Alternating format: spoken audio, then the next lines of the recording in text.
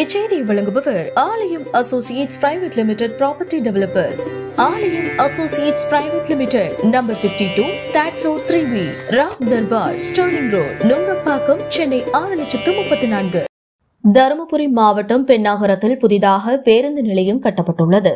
இந்த பேருந்து நிலையத்தின் 2 நுழைவாயில்களிலும் நுழைவாயில் தூண்கள் மற்றும் பயணிகள் நிற்பதற்கான நிழற்குடை அமைப்பதற்கு பென்னாகரம் சட்டமன்ற உறுப்பினர் மேம்பாட்டு நிதியிலிருந்து 39.10 லட்சம் நிதி ஒதுக்கீடு செய்யப்பட்டுள்ளது.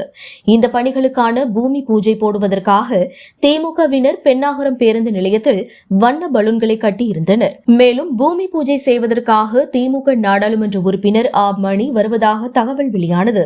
பாமக சட்டமன்ற உறுப்பினர் ஜி.கே. மணி தொகுதி மேம்பாட்டு நிதியில் இருந்து வழங்கிய பணிகளுக்கு திமுக நாடாளுமன்ற உறுப்பினர் பூமி பூஜை செய்யலாமா என எதிர்ப்பு தெரிவித்து பாமகவினர் பேருந்து நிலையத்தில் குவிந்தனர். இதனால் திமுகவினருக்கும் பாமகவினருக்கும் இடையே வாக்குவாதம் ஏற்பட்டது.